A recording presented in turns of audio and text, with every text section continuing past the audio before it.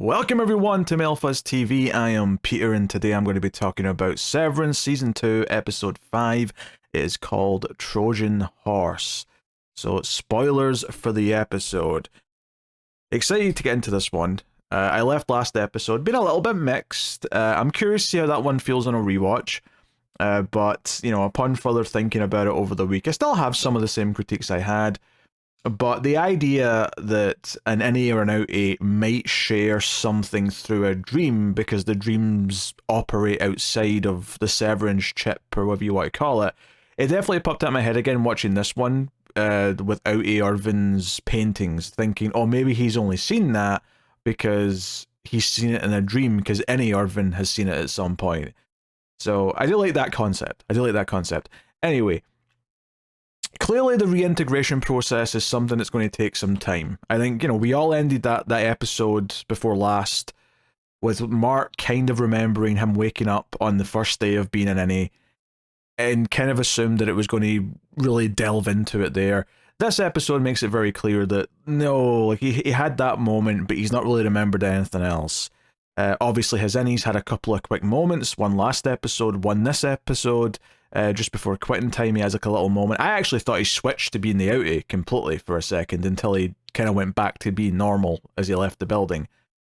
But clearly that's going to take some time. And we kind of end this episode in a similar kind of moment to the end of episode 4 where he remembers another thing. This one's a bit more ethereal, of course, but of course he remembers something about Miss Casey and remembers seeing her inside the building. He sees the white hallways, and he hears what Miss Casey would often say, your outie's great at this, your outie does that, your outie likes 2 scoops of ice cream, but only the same flavour, and whatever other stuff she said. Which is interesting, actually, given that we're talking about Severance and 2 different versions of people. Mark only likes getting the 2 same flavours of ice cream. Both flavours must be the same. Both balls of ice cream are equal. I actually thought before she finished the sentence she was going to say both scoops must be the exact same size or he will be pissed. I thought it was going to be an OCD thing for some reason. But still interesting all the same. So yeah, and Azal? I'm not sure how to pronounce the lady's name who's doing the procedure on him. I swear they've not said that out loud, or if they have, it's been a goddamn long time. But she is staying in Mark's basement, which is funny because Petey was staying in his basement last season. But it's basically just so that she's not coming and going and she can stay hidden whilst continuing to work on the reintegration process. He seems to be eating certain things for that as well. We see that at the start of the episode. But I suppose some of the more interesting things in this one for me is everything once we get to the workday. And we have both Helly, who we'll talk about. We have a lot of stuff with Milcheck, which is quite interesting. We have the idea of the funeral and all that, I think is really fascinating. To start with Helly, I guess, so I was questioning last episode, like, why on earth would they just switch to Helly now, right? Why would this be something that lasts because Irving made this big sacrifice? And she actually feels the same way, which is, I think, quite good and interesting, is that Helena is like, I'm done. One of them tried to kill me. I'm not going back in there, only to be told that her father is encouraged that she go back in as her innie and not pretend anymore. And because that's one of the bargaining chips she makes, is that she sort of first refuses and then says, look, I'll just fake it again. And they're like, nope, we can't take that chance. They figured it out the first time. You're going in. So even she has very little say as to what, and I think that's very interesting that someone sacrificed themselves for any Helly, but on the outside, Helena, her own father's like, "Oh, get back in there and do the thing you don't want to do." Helly's having people fight for her. Helena, not so much. So just more comparisons between the 2 versions of her. But everything with her was fascinating. You know, her going, and obviously she wakes up. We don't get a sense of what happened to them all after the Irving incident at the end of last episode, like what exactly they remember after. There's one moment where Helly says, you know, what happened up there? You know, I'll tell you what happened to me, implying there was maybe a little bit of an aftermath that maybe they'll come back to later. But it's very interesting. Milcheck leads her to the others. Sorry, no, it doesn't. Sorry. I tell a lie. It's Miss Hong who leads her to the others. And I specifically like this scene because one, Helly said exactly what I thought she was going to say. She said, "Who the F are you?" when she sees this kid. But I also really appreciated that this show is usually very slick with its camera, especially inside the Lumon building, and I really liked that for this moment it switched to handheld and it was a little bit shaky. It really put me in the mind of like her state of being. Because keep in mind, as far as Helly's concerned, the last thing she remembered was being on the outside, discovering who she really was at the end of season 1, and then getting pulled out of the water last episode, and however long that lasted. So think about it from her perspective of what she's experienced in sequence. It's been a very tumultuous couple of, like, not even hours, minutes. Like, she went from the kiss to Mark to say goodbye, to the being on the outside for like 30 minutes or however long that lasted, to waking up or being pulled out of the pool, the frozen lake or river stream last episode, to then waking up in the elevator this time. Like, her sequence of events that she's experienced in the last, say, 90 minutes of her life is ridiculous. But what's so fascinating about it is that when she gets taken to the other two, and of course I love Milcheck's like dialogue here where he's like, data refinement or whatever, like, together again. I loved his phrasing of things, and he keeps up the corporate shtick the entire time, of course, until the very end of the episode, which we'll get to. I love him getting tough because management's breathing down his neck, of course, but you know, he keeps using these big words, which is brought up later, and he tries to bullshit them, and they're like, wait, is this really Helly? And I love Helly's reaction to finding out that Helena has been faking being her, has been pretending to be her. I think everything that comes out of this like idea in this episode is wonderful. Like Dylan just shouting out, "You're an Egan," and her being like, "What?" And obviously I don't know if she figured out that exact part, but she definitely obviously figured out a lot from what she saw in the season 1 finale. And questions, and her reaction by saying, "Wait, what gives her the right to steal my body?" That line really stuck with me, and it was kind of like, I almost expected Milcheck to like say back to her, "Technically it's not your body, it's hers," which just kind of illuminates, and he doesn't say that of course, but it just illuminates that idea of how little power and rights the innies actually have. Like, she feels violated that this other version of her was pretending to be her, and is frustrated throughout the episode that the others are having a hard time trusting her, that Mark's not looking at her quite the same way because he feels betrayed. Now, she doesn't know exactly to what extent he feels betrayed, but she also at one point in the bathroom when she's trying to talk to Mark and open up to him is pissed a little bit because, hey, you couldn't tell it wasn't me. And that's understandable. Of course she would feel a bit like upset by that this other person like was able to pretend, and the people who she thought was her friends, the guy that she'd been getting close to specifically, couldn't tell. I almost thought maybe they would get theorizing about that. Maybe they would even suggest, hey, maybe she like practiced, maybe she watched everything that you'd been doing to prepare and like be good at pretending. Because she was fairly good at pretending to a point. There was little tells in her facial expressions sometimes. Last episode especially, where her face kind of changed at certain points, which was really good performance from her. But this through line here of her feeling violated is wonderful. And of course Mark feels violated. And what's so funny is that when they're having a debate early on and they're kind of yelling at each other, it's at the funeral scene, at the end of the funeral scene. No, is it? No, it's I can't. It's either the end of the funeral scene or it's the end of the scene in Milcheck's office. But Dylan just yells out, "Have you told her yet? Did you two catch up?" And she's like, "What?" And I thought Dylan was going to bring up the sex from last week, but not being sure if he would know that. Instead, he brings up the other bombshell, which I didn't even think that Helly wouldn't know yet, which is that Miss Casey is Mark's wife. So it was actually a really cool misdirect, because I thought it was going to go one way But what he said was equally a bombshell for that character, and I went, oh yeah, that's actually really a big deal. She doesn't know that yet. So her reaction to that, and Mark, of course, sort of like goes, yeah, well, yeah, it's my outies wife, and he kind of just tries to ignore it. He tries to go on away. You know, Mark's kind of in a dick mood the whole episode. He puts the dick in contradiction, to quote Dylan. He was talking about Irving, of course, but I think here it applies to Mark. And his attitude throughout the episode is somewhat understandable, though, right? He also feels somewhat violated because of what happened with Helena, right? And I think maybe even ashamed, perhaps, as well, arguably. So him not wanting to, like, do anything, and when Helly confronts him about why he's just kind of ignoring everyone and he's trying to get back to work and play by the rules, quote-unquote, he just gets frustrated and says, oh, like, they know everything we're doing. They knew we were making a map, they knew we were going around looking for Miss Casey, and they know that because Helena Egan told them we were doing that.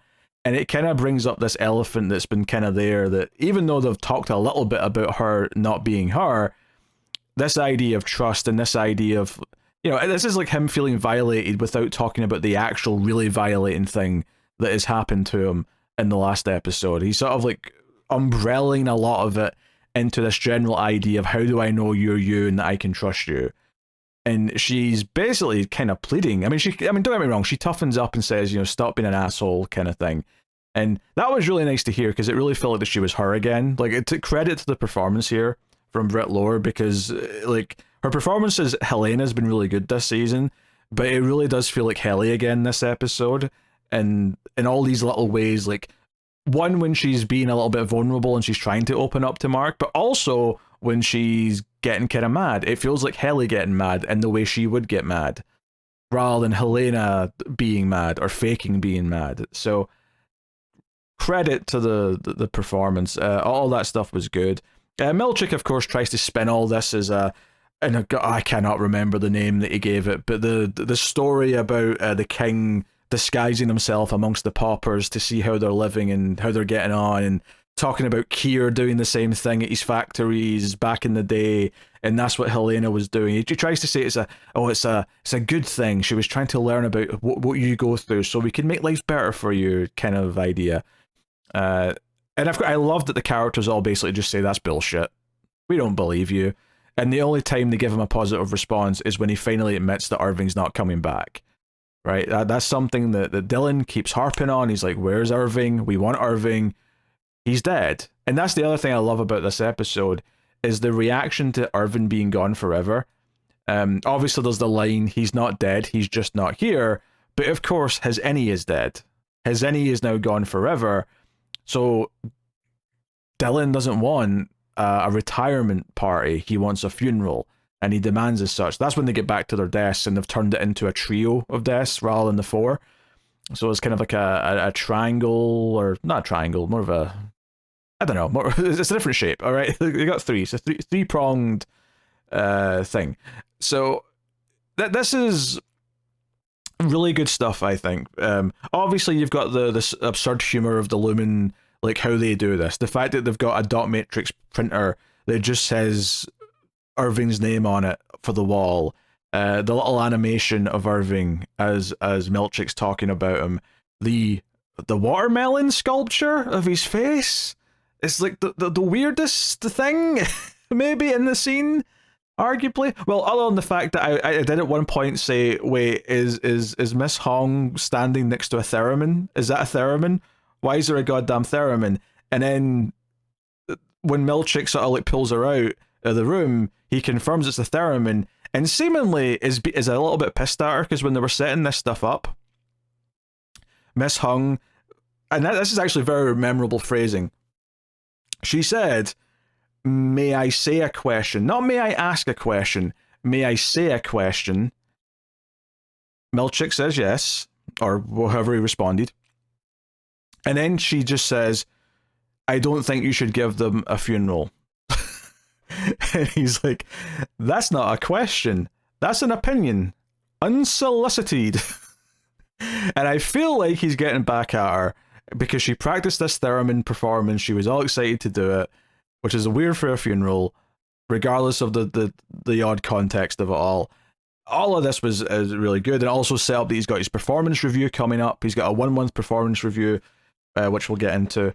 But yeah, all the stuff with Helly and Mark, I really enjoyed. I think, and even in Dylan as well, like Dylan being sad about Irving and like being pissed at Mark for not like kind of standing up for him a bit more. I really like those beats. It felt like these are character beats that have been well earned because they've got this history now. And Mark's now the one being standoffish because he feels kind of helpless. He feels like everything they were doing was for nothing because of the betrayal that he's now felt because of what Helena was doing. So all of that is super fascinating from a character development point of view for me. All of it feels super earned.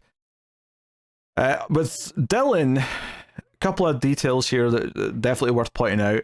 One, when he keeps fighting Milcheck on stuff, Milcheck says, I don't want to have to like take away some of the privileges that you have, which, you know, Mark gives a little glance over. So obviously he's referring to the conjugal visits from the outie's wife, of course, but that's something that's not been brought up to the others. So interesting to see him threaten that. Also, Dylan finding the note behind the poster in the meeting room, and obviously he looks there because what it says on the poster is keep hanging in there or something to that effect, and that's something that Irving said to him last episode. So he sees like the drawing of the door, the mysterious door in the dark hallway, and he sees a note written in the back. Now, I'm sure if you pause it, you can read all of it. I didn't get, but it's very quick in the episode. I didn't get a chance to actually read all of it, but very interesting to have him see this glimpse and maybe want to continue that work on Irving's behalf, regardless of whatever perks that Dylan's getting. That friendship and Dylan sticking up for him is really sweet, actually. So I'm super into all that. In fact, speaking of that door, I didn't talk about the opening, which, I mean, there's not a ton to say about it other than they're concealing the identity of a man who comes up to O&D, I believe that's the department name, the one that Bert worked for, because we see the older lady who works there. And this man in a lab coat asks for something, and they pull out like a tray of of medical tools, right? Maybe like a surgeon's set of tools, or maybe dental tools, you know, that kind of, just, you know, lots of little thin metal instruments of some kind. And the thing that's notable about that opening scene, though, is just how much they are concealing this man's face. Like, we're seeing big wide shots from really far back, so you can't make out his face. He's obscured behind some shelving at one point. Like, they got out of their way to hide it heavily. Now, I have an idea based on some casting of who the actor is, because he kind of fits the vague sort of build shape and maybe the hair that I'm expecting. And I think I might know who that is in the context of the show as well. But I'll save that for the end because it ties into a scene towards the end. But definitely worth mentioning that opening scene, where they really heavily did a lot of teasing. So, like I mentioned, Mark has like a weird little moment where like the reintegration's maybe kicking in towards closing time. Meanwhile, Milcheck's had his performance review, and they had 3 complaints. All right. Actually, before we get to the complaints, the scene with Natalie, holy shit. So I talked a lot about how much I loved that scene with her giving Milcheck the paintings a few episodes ago, and her kind of like raw emotion that was sneaking out when it wasn't supposed to. Milcheck pulls her aside before this performance review and says, hey, can I talk to you for a little minute? And brings up the paintings and says, you know, I take the appreciation of the token that was of those paintings, but I would really like to know how you felt when you got these paintings. I mean, we are similar. We face similar problems, and I think there he's referencing to the fact that they're both people of color, of course. And it feels like he's trying to like connect with a human being and have an honest conversation about how something made him feel. And of course, as he's saying these things and talking about the paintings, her face, Natalie's face, is breaking down as she fights tears. It's so strong and powerful watching her want to burst out and like say how she feels, but holding it in the entire time. And then she just skirts the whole thing by saying, oh, Mr. what's his face is waiting. Well, Drummond is his name. Mr. Drummond's waiting, and he's like, yes, of course. So they have to play the corporate niceties at all times because Lumon are always listening. We can't have any show of emotion. So they critique him for his paperclip skills. Very anal. Very anal indeed. They critique what was the first thing? The big words. They critique the big words. So he's to deal with that. They also insist this meeting's going to last over 4 hours, so you should order lunch. That's a whole nice little moment where he says, I hope it doesn't come to that, and then the lunch order menu just slides over to him.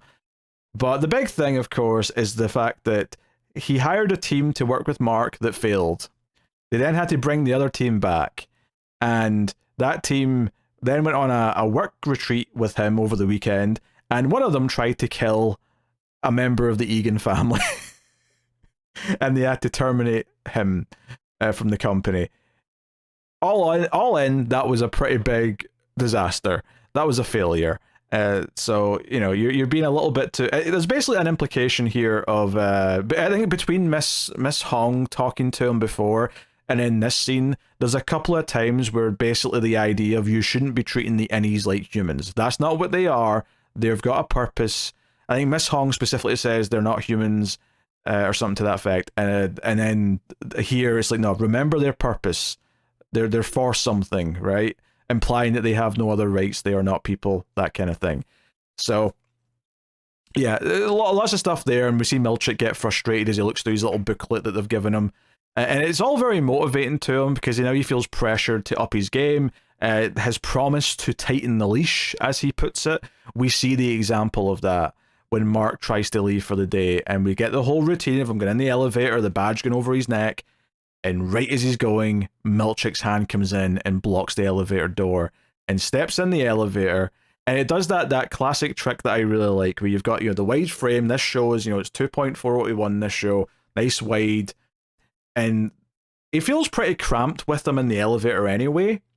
But of course, when he gets kind of pissed at him and wants to really put down the law, he steps towards Mark and is right in front of his face, but the camera doesn't adjust, so you just get all this empty space behind Milcheck's head, and it really emphasizes just how close he is to Mark at this point, because Mark is still being sarky. He's still being a little shit and pointing out that Milcheck's full of bullshit and just, calling him on everything Milcheck says, and he's like, hey, did you get everything you wanted out of the funeral today? He's like, yeah, sure. Yeah, it was great. He's very, very catty with him. And then Milcheck steps in and says, did you and Helly catch up? And he's like, yeah. Oh, did you tell her you effed her outie at the mountain? And he says it like that. He doesn't phrase it the way that Milcheck normally would. Like, Milcheck, I would expect, if he was going to bring this up for some reason, would say, oh, did you tell her you fornicated? Or whatever. He would say something a bit more fancy or diplomatic with it. But he says it that way. It's a nice payoff to him being told that he's saying too many big words. It feels like a direct response to that. But it's also, of course, a threat. He's basically putting Mark in his place and saying, I can tell her that.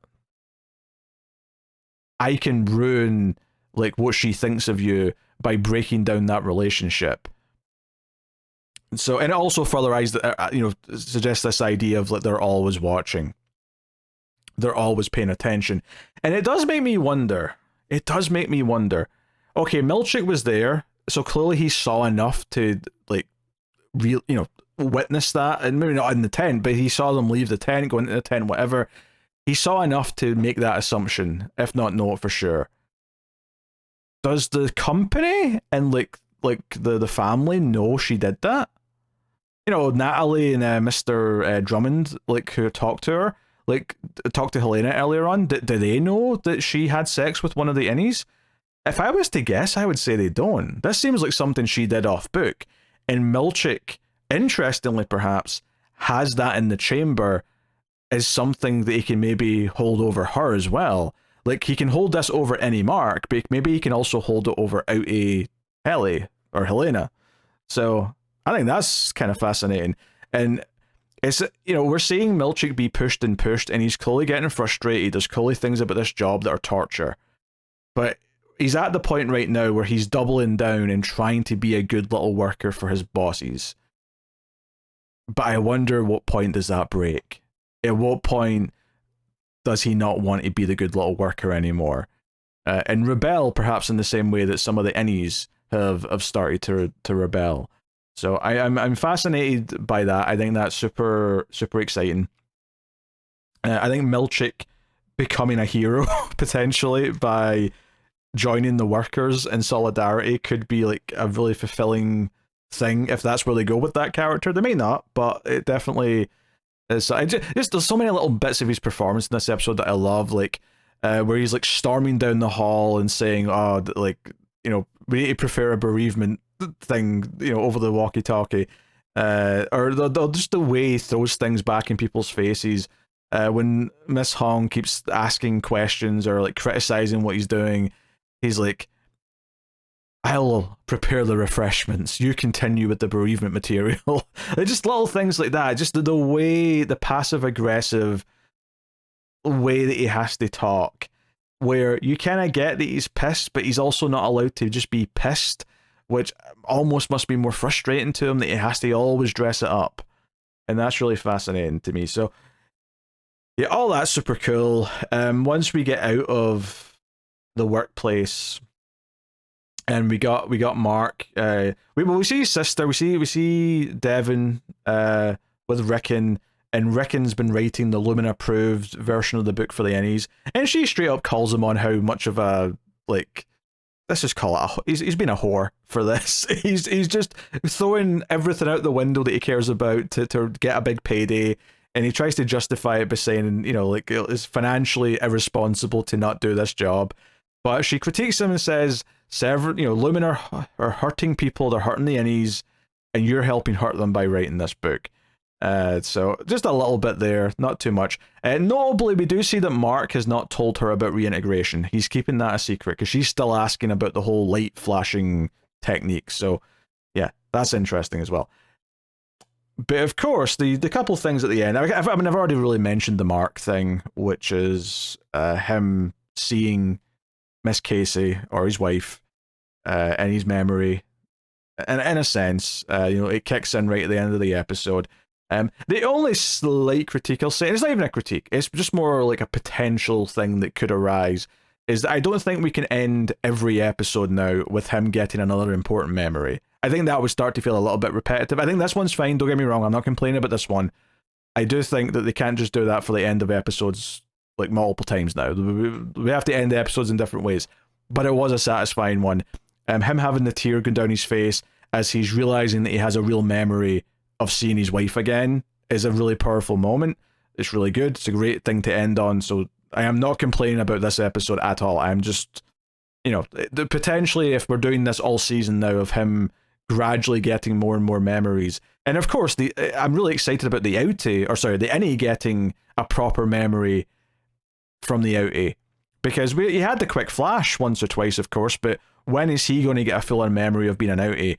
And does he admit that to the others? Does he admit that to Helly after he criticized her or has felt weird about her not being her, even though it's not Helly's fault? That's the great thing about the drama of this, is that it's not Helly's fault. None of it's Helly's fault. That's so good. Anyway, the other big thing though is we do see Irving, outie Irving, in all of his paintings of the door, and he goes to that payphone yet again to talk to someone about Lumon. He says they must have figured out what my Innie was doing, which begs the question, how much do you know about what your Innie was doing, and how do you know how much about what your Innie was doing? A reintegration, as far as we know, goes both ways, so it doesn't seem like it's that. How do you know? Are you getting information from somewhere? What were you up to? You're talking to someone about Lumon and what you do there, or at least you're trying to figure out what you do there. Clearly, outie Irving's got some interesting things to discover, and it's really fascinating following that character now that he's not an Innie. And it does make me wonder, will we ever see the Innie version again? Possibly not, but like, there could be a reunion down the line somewhere for some reason. Never say never. But of course, he notices Bert in the car. He doesn't notice Bert, obviously, but he notices a car. He notices a man watching him. And he goes over, and it's Bert, who is once again watching him at the payphone. And all the theories about why Bert's watching him ends up being a lot simpler, I think, when he actually gives an explanation, which is simply that this man, Irving, showed up at his house screaming his name, and that obviously made him curious. And to add to that, he also knows that he was fired a couple of weeks ago because his innie was in a romantic entanglement with another employee that was a no-no. And then this guy, who is also severed, shows up at his door yelling his name. It's not that far-fetched that he thinks, is this the guy? Is this who I had some sort of attachment to? He seemed quite passionate at the door, and I've been told this. And apparently his husband's a little, miffed about it. They cancelled the trip, right? And this is actually who I think the character in the opening is.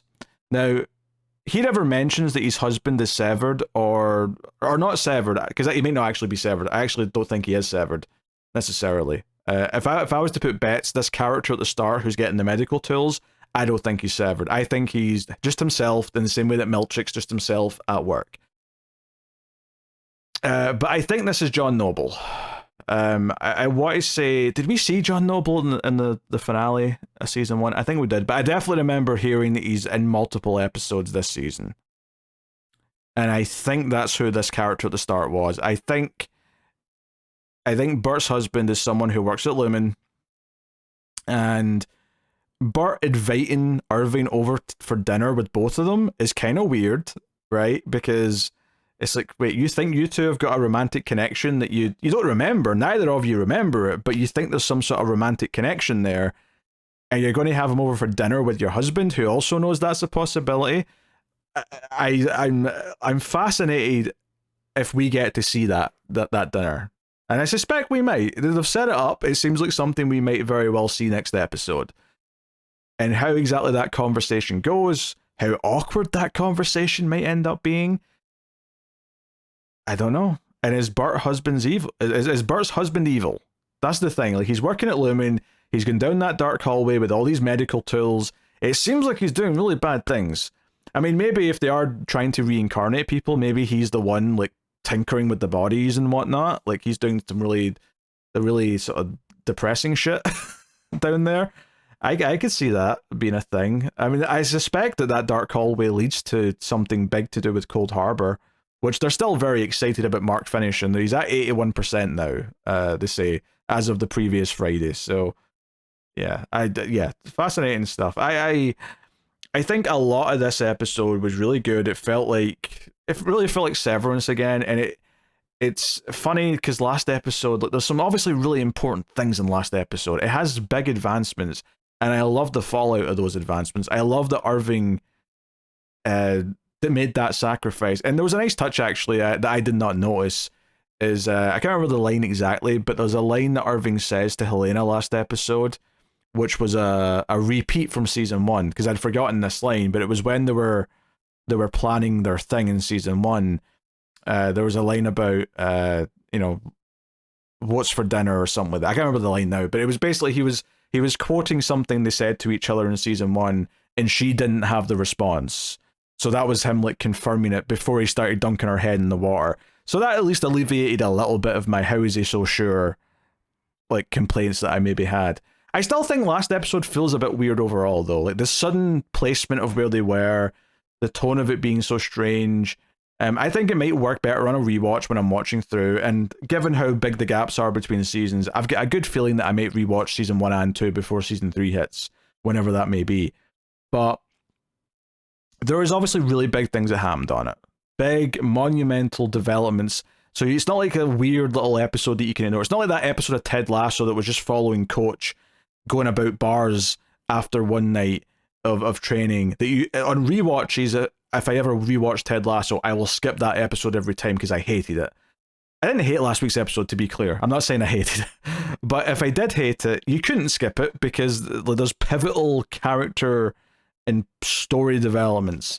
And I do like the fallout from everything this episode. So yeah, all I'm really trying to say, I guess, is that there's a lot of value in that last episode, even if I felt a bit weird about how some of it played out. And it feeling like a bit of a weird pivot in some ways. However, really like this episode, loving them, peeling back at the layers a little bit more, and excited to see more big shifts in Mark remembering things, both versions of Mark for that matter. And, the discussion of the Trojan horse, of course, came from Rickon talking about his book getting to the innies, but in reality, the real Trojan horse here is perhaps Mark, because he's on the inside and he's going to start to remember things. Or maybe not. Maybe there's something to read into here. Maybe, maybe you could argue Milcheck's ultimately going to be the Trojan horse or something when we go through enough of a story. I don't know, but very, very interesting, and I'm excited to see more of the season. Okay, there you go. That's my thoughts on this week's Severance. We're halfway through the season. I can barely believe it. It's gone in too quick, but I'll join you for episode 6 next week. And of course, you can like, subscribe, ding the bell. Let me know what you thought of the episode down below.